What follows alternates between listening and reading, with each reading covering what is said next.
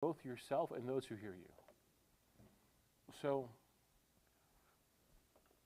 we'll start out with verses 1 through 11, and we'll go through that. We'll go through verses 1 through 3 quickly first. Now the Spirit expressly says that in the latter times some will depart from the faith, giving heed to deceiving spirits and doctrines of demons. So this is almost that warning to every servant or to every teacher, saying that the Spirit says, this is a known, this is a given. Everyone that attends church now, amongst them some will stray. Everyone that attends church tomorrow, amongst them some will stray. Amongst those who attend church in the future, some will stray. And we can think back to our own lives, the people that we grew up with. Some of them are still in the church right now, and some of them aren't. And this is that very hard pill that St. Paul is making Timothy aware of. And this is also why it's such a very heavy message. Because, us as individuals, we're responsible for ourselves. Timothy or Abuna or like the servants, they're responsible for all those who they're entrusted to serve. So this is starting out with that wake-up call of this is a known thing, that in latter times some will depart from the faith, giving heed to deceiving spirits and doctrines of demons. And here St. Paul is clearly talking about those who've left the faith and follow the ideas and teachings of the Gnostics. Speaking lies and hypocrisy, having their own conscience seared with a hot iron.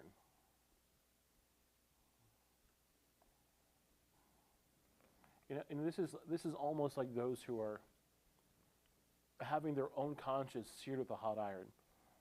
You can imagine someone who's branded a certain way, or if there's a hot iron that is burning someone's flesh, there's that reaction that they can't control but to yell. And it's really a very physical reaction. It's these people who have these wrong beliefs, and I'm sure we know of many of them, and I'm sure we see a lot of them posting on Facebook and social media, that it's this very loud, visceral reaction that they have to hearing the right things and the truth, but they can't help it. So it's like that. It's like St. Paul is saying, there are going to be people who have been deceived by spirits and have heard the doctrines of demons, and it's a brand on them. They can't do anything but to go with that teaching. And they're even going to say, as it says in verse 3, that they forbid to marry, and they command that you abstain from foods which God created. And St. Paul goes into a lot of detail here as to,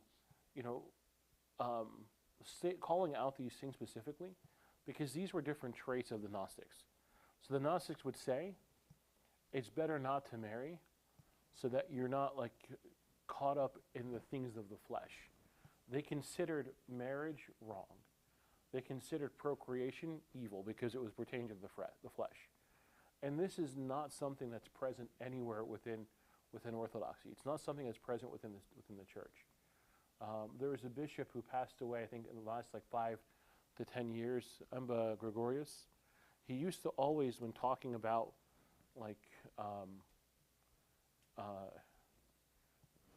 the act of procreation, he would talk about it with this very esteemed reverence. And he would say about the anatomy. He would refer to the anatomy of men and women as the organs that participate with Christ in creation, or the organs that participate with God in creation.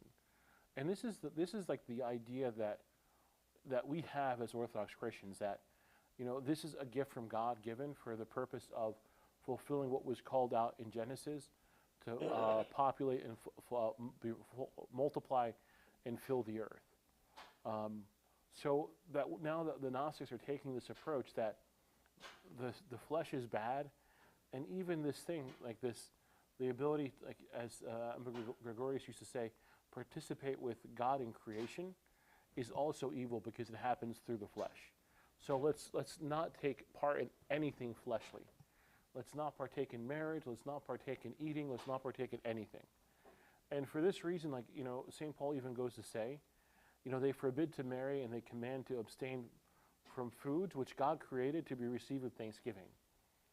And that's the key thing. And he mentions it in verse 4 as well.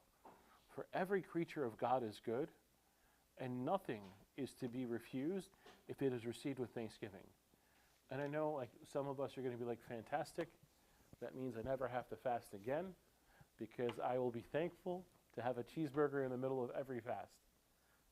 Yes and no. That's not what St. Paul is getting at here. He's getting at this wrong idea that there is a blessedness in abstention. He's not saying, and the fathers talk about this specifically to say, you can understand this as to say that you shouldn't abstain from certain foods and you shouldn't do all the things that we talk about in terms of fasting. But what St. Paul is really getting at here, and what the fathers highlight, is that the act of abstention from the foods and the impact that it has on the body is not the benefit.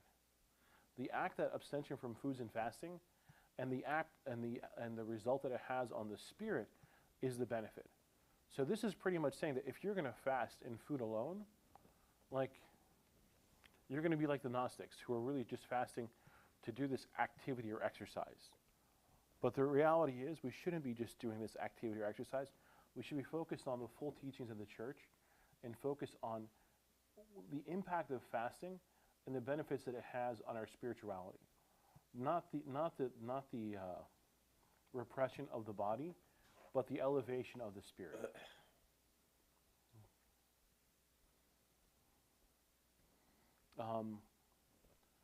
There was another point that I was going to make with regard to forbidding to marry. You may say, okay, we're an Orthodox church with a very rich monastic history, with very full monasteries, very full convents, full of people who are there who are not getting married. How do we fit those two together? How do we reconcile them together? And it really, and this is, I hate to use analogies like this, it's like Coke and Pepsi. Some people will say Coke is better. To me, Coke tastes better. To you, Pepsi tastes better. This is a preference of an individual in terms of, it's not a elevation of celibacy. It is a preference of a way of life with the intention of getting you to heaven. So if Coke or Pepsi would get you to heaven, okay, that would be a good analogy, but neither Coke or Pepsi will get you to heaven. In the case here, there is a road to salvation through marriage, and there is a road to salvation through celibacy. I think it's also a calling. And there are people who are called to celibacy, and there are people who are called to, like priests, preach while married. Yeah. And God chose them for this lifestyle. Yeah, and that lifestyle is not just, because we talk about the role of the monasteries and the role of the monks, and it's not with just the intention of producing bishops or producing church leaders. The role of the monastery has always been in parallel with the role of the world, and that one is living in and interacting with the world, and the other is praying for them. So there's no separation of, we're still one church, still unified, with a focus on both groups getting salvation.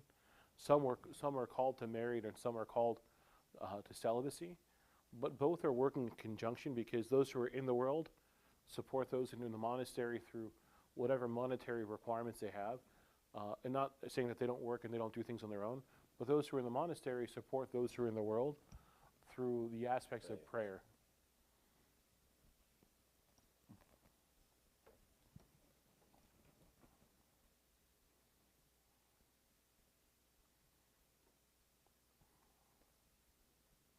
And then there's in verse 4, St. John Chrysostom makes a commentary on this here, focusing on the idea that nothing is to be refused if it is received with thanksgiving. This idea of thanksgiving is not simply just that I'm thankful to be eating this versus that. It really is this thankfulness that God has provided for you. And we're not at a point where we're beyond God's provision. that we would be at that point of thankfulness that God has provided for us something to eat, if it's in line or not in line with the fast of the church. So that thankfulness is not necessarily I'm thankful for chicken in Lent. I'm thankful for God's providing for me, and that whatever God provides, I'm accepting of. And that thankfulness is, as it continues in 5, is sanctified by the word of God and prayer.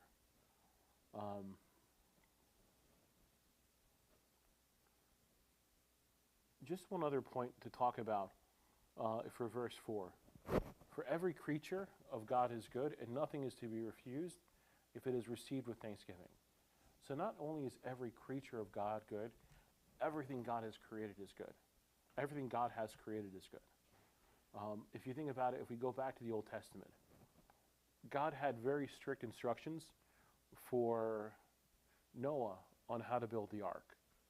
God had very strict instructions for Solomon on how to build the temple. So this notion of God having very strict instructions and God specifying to the level of detail of the material of the cloth that the priest should wear and the adornment of the priest and which stone should be used. God had created all of these stones for the purpose of adornment in the case of man. But now if we look at what we do with these precious stones and precious metals, if we use them for the adornment of ourselves, then it's not God adorning the priesthood with that. It's us taking pride in doing things on our own that way. So the same gold that was being used for the vessels and silver that was being used for the vessels, God had ordained these things to be used for the purpose of being used in worship. If man does it in a way that adorns himself and elevates himself, then it's not the good that God had intended. So there's a very fine distinction with that. And you could say, but everything is good. I'm drinking in this $10,000 glass with thankfulness. No, it doesn't apply that way. Thankfulness is not something that enables you to do the things that elevate yourself out of pride. Thankfulness is saying, I will receive from God whatever he has intended for me.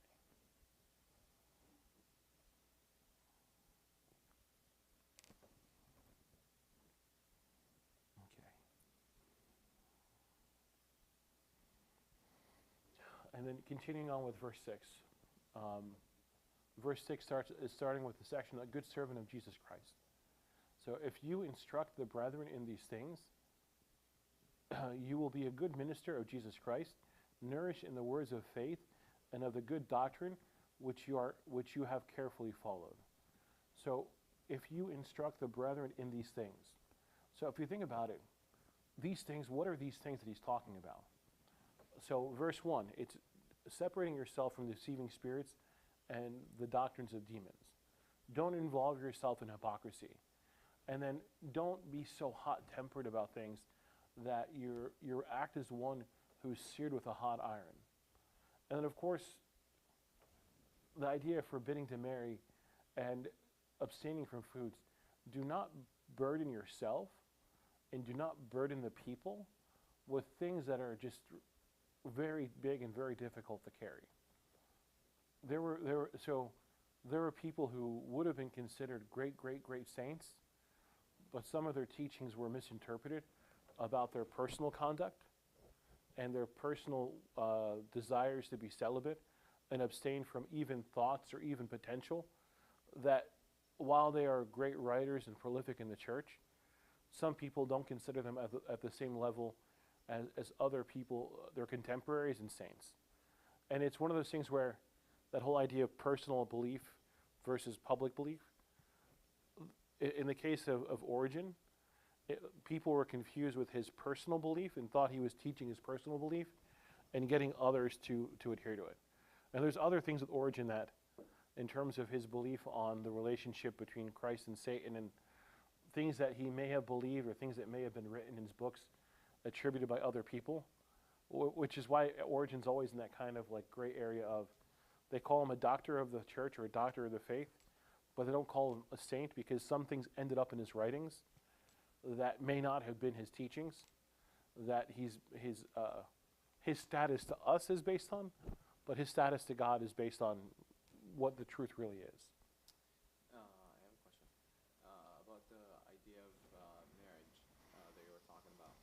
you want to link it to what's in 1 Corinthians chapter 7, verse 32? Because you said that pretty much what you said is what St. Paul's saying in that epistle, that whoever is married is going to have to care about the family, whoever is not married is just going to have to care about God and all this stuff, which is pretty much what St. Paul is saying. So what's the issue with what you were saying? Because you presented the idea as if it's something faulty, but it's saying in verse 32, but I want you to be without care. He who is unmarried cares for the things of the Lord, how he may please the Lord. But he who is married cares about the things of the world, how he may please his wife. There is a difference between a wife and a virgin. The unmarried woman cares about the things of the Lord, and that she may be holy, both in body and spirit. But she who is married cares about the things of the world, how she may please her husband. And this I say for your own profit, not that I may put a leash on you, but for what is proper, and that you may serve the Lord without distraction. So it's pretty much presenting the same idea that you presented, that it might be, in his opinion, better to be unmarried. That's a continuous verse 36 that you stopped at. But if any man thinks he is behaving improperly toward his virgin, if she is past the flower of youth, and thus it must be, let him do what he wishes. He does not sin. Let them marry. Nevertheless, he who stands steadfast in his heart, having no necessity, but has power over his own will, and has so determined in his heart that he will keep his virgin, does well. So then, he who gives her in marriage does well, but he who does not give her in marriage does better. So he's pretty much saying, presenting the same idea, that it might be better to be Not unmarried. So all of this arises because of a difference in motive. So what St. Paul is talking about in Corinthians is that someone has a desire to be married, or they have a desire to be married, they don't have a desire to be celibate. And he's talking about the warnings of someone who does not have a desire to be celibate and the issues that can come along with that. And he talks about that in Philippians as well, where he says it's better that they marry than they burn in lust for one another. So this idea of St. Paul, he wants to protect those who want to pursue celibacy and virginity, but he is also talking here about how to protect yourself from wanting to follow this idea of not getting married because there's a badge of honor that comes with it, as opposed to not wanting to get not married because there's a desire to fully commit yourself to God. So the warning is not don't get married, or St. Paul is not saying don't get married.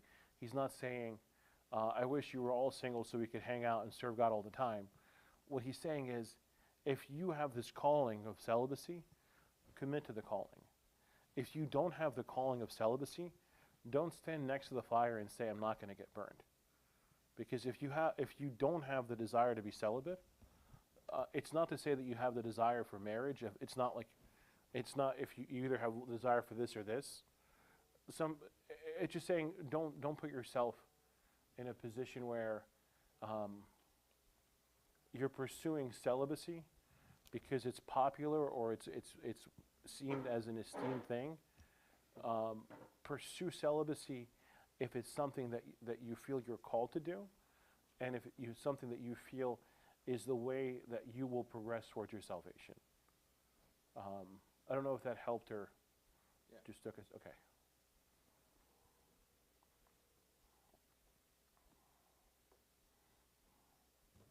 Okay, so now the fun continues.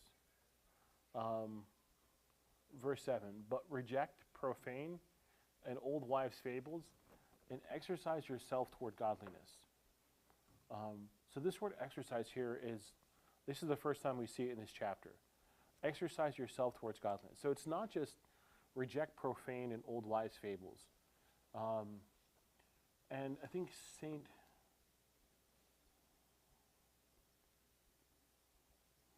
John Chrysostom talks about this, and that this old wives' fables, profane old wives' fables, it's this thing, it's more than just the old fables. It's this idea of reverting back.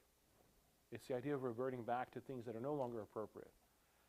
And St. John Chrysostom talks about it, is right now as adults, it's not appropriate for us to say, okay, I'm going to go back and be nursed by my mother. Because one, it doesn't make sense. So it's not just the idea of the physical nursing, it's the things that give you comfort in the same way that you would think that a child is comforted by their mother. It's these ideas that we go back to that become crutches for ourselves. It's anything that, if you think about it, is the opposite of exercising yourselves toward godliness. So anything else that gives you comfort, that is not exercising yourself in godliness, is what St. Paul is instructing Timothy himself to adhere to, and also to provide instructions to everyone else too. So that could be, these old wives' fables could be Netflix. It could be anything that we do.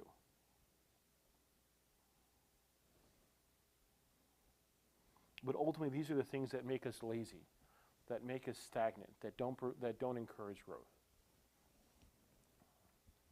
And then he goes on to talk about exercise. For bodily exercise profits a little, but godliness is profitable for all things, having the promise of the life that is now and of that which is to come.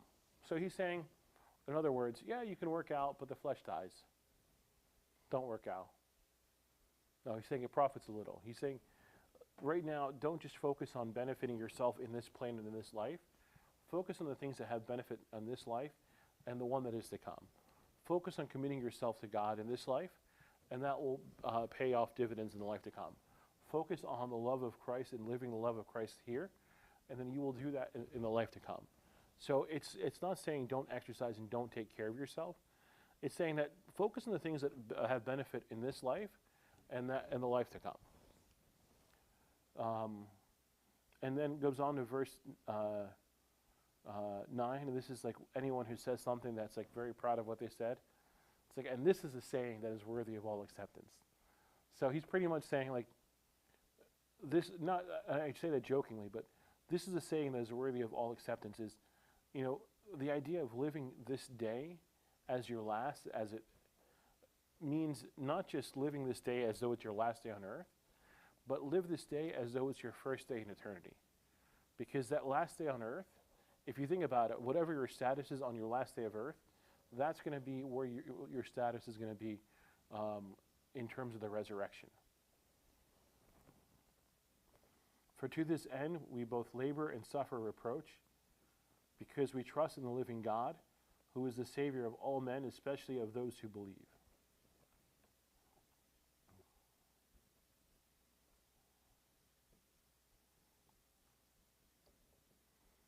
Teach these things command and teach.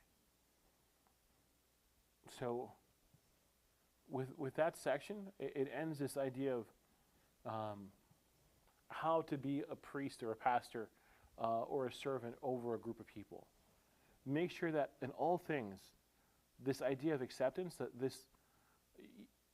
this idea that's worthy of all acceptance, is focused on not just today and what's on this plane of existence, but for what's for eternity as well.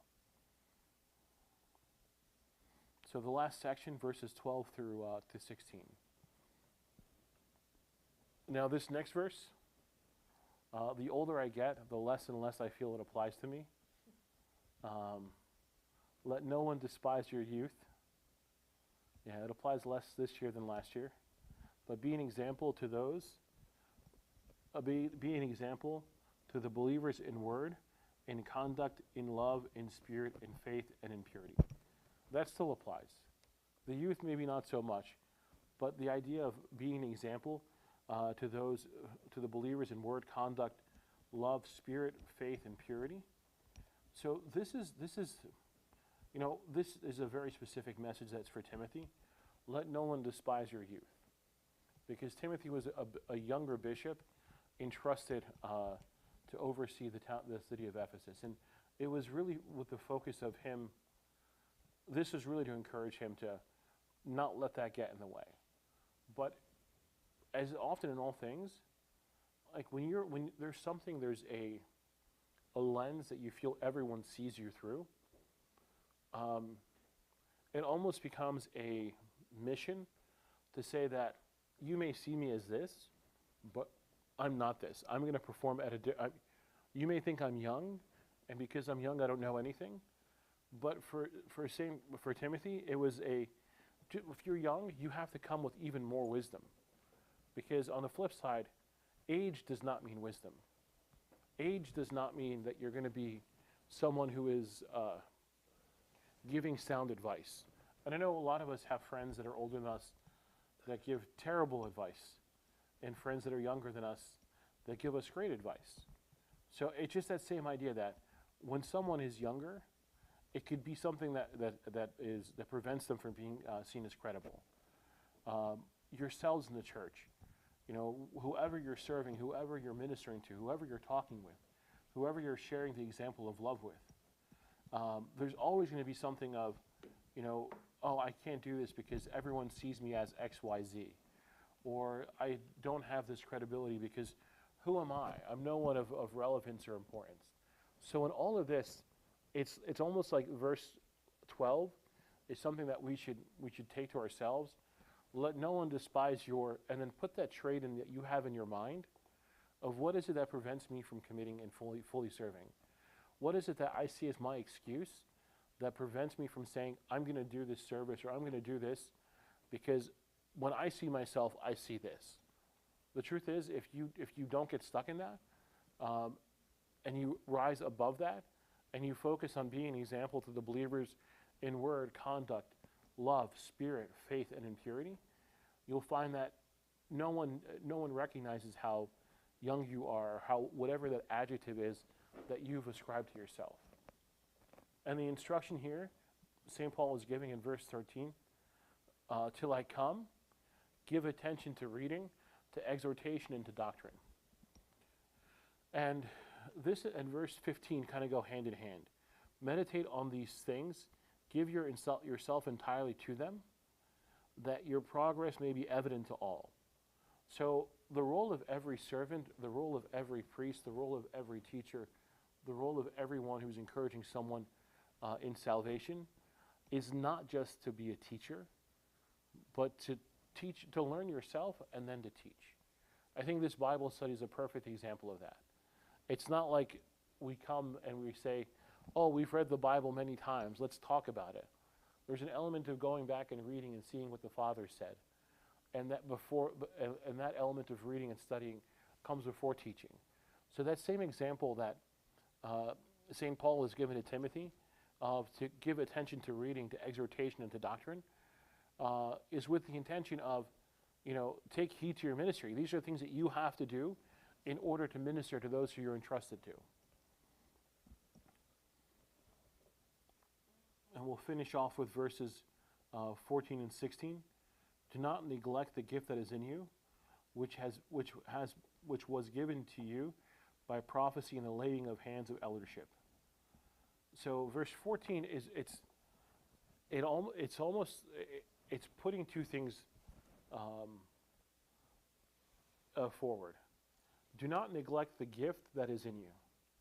So this gift that is in you, gifts are usually what? Given freely. Do not neglect the gift that is in you, which was given to you through prophecy, with the laying of hands. So this idea of prophecy is not because it was foretold. It's not that type of prophecy. The word prophecy signifies teaching. It's like when speaking in tongues. If someone prophesies and no one translates, it doesn't edify. So this gift was given to you through teaching. Like this gift was given to you through prophecy and the laying of hands, meaning that there was teaching and there was priesthood existing at the time of St. Timothy. There was this systematic learning and this systematic action. So teaching and priesthood was existent at that time. And this is very easy to kind of read through this quickly and not pay attention to that. But this really establishes that even the church in that first century was very robust in its teachings and its structure.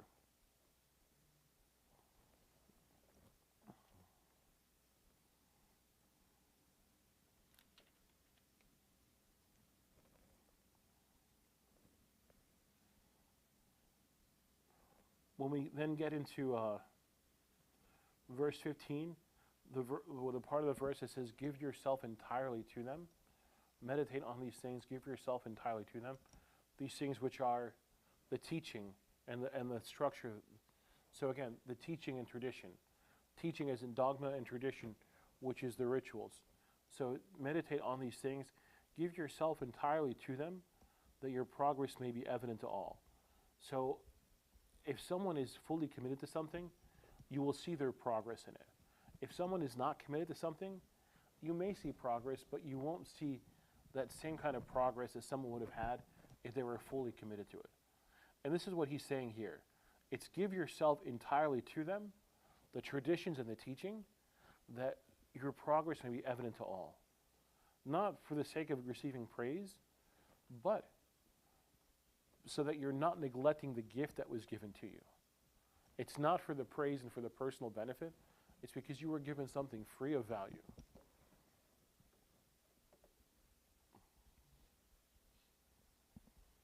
And then this chapter ends, take heed yourself and to the doctrine, to yourself and to the doctrine. Continue in them, for in doing this you will save yourself, both yourself and those who hear you. And this is the epitome of everything. This is why when St. Paul was talking about married or not married, he didn't say you should do one. He said take heed to yourself and to the doctrine. Take heed to yourself as know yourself and know what your limits are, whether you're a servant, whether you're a individual person pursuing your faith, whether you're in any role. Know yourself and know the doctrine and continue in them. For if you know yourself, if you focus on knowing who you are in light of the teachings of the church, this will be enough for you to do the things and take on the activities that save yourself and those who hear you. Regardless of where we are in our faith, we can all have an impact on those who hear us. There are so many stories that we hear about individuals who are preached to, not through words, but through the life of a person. Not through something someone said, but through the example that they said. So all those who hear you, this could be a verbal hearing, this could be a teaching, or this can be that, I just remember like this person was such a calming presence, so at peace. Someone who gave me so much comfort, and all we did was we talked about X, Y, Z. There's something different about this person. I want to know more about what gives them that energy, what gives them this peace, what gives them these different traits. So the intention here is not to focus on the salvation of others and forget yourself, not to focus on yourself and forget others. There's a saying that no one goes to heaven alone, and it's made true in marriage. Some of the bishops or some of the monks would talk about marriage, saying marriage is definitely a harder way, because when you're a monk living in your cell, you don't have to, there's no one there for you to say, I love or I don't love this person. But when you're in marriage and you're living in your cell or your home, you're always confronted with someone who may have had a bad day or a good day. You're confronted with someone who may think differently than you do. And that idea of, regardless of what's happening every day, always having a person to decide whether you love or you don't love that person, is something that when you consider that, you're always trying to be someone who is both in your marriage for your own salvation and in your marriage for the salvation of the other. Or serving for your own salvation and serving for the salvation of those who are around you.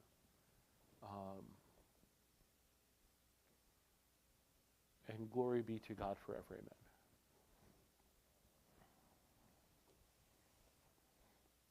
Are there any questions, comments? I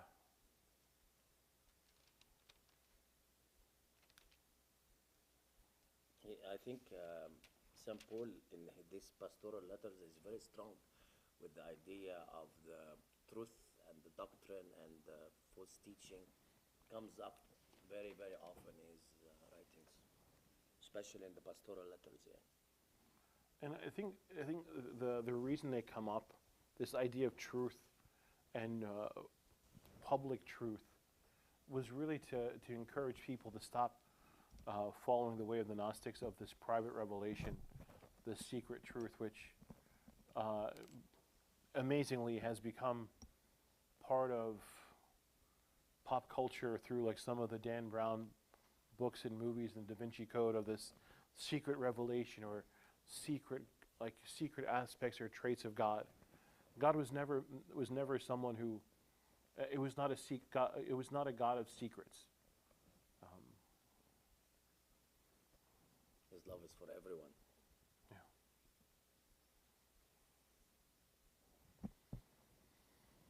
Thanks for explaining the verse that had the prophecy because I totally missed that.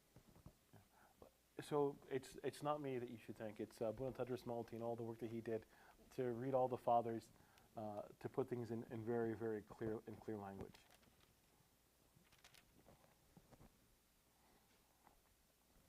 So I know next week we'll be continuing with the last chapter. No, before No. last.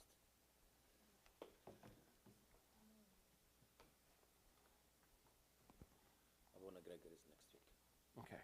chapter 5. Chapter 5 of what? Oh, Timothy.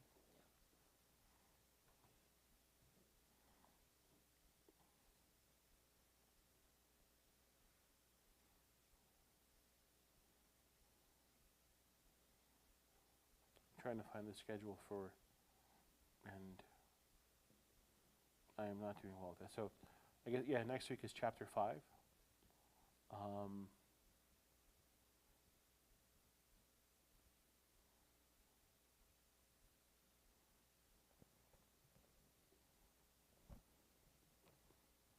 And that's Abuna Gregory.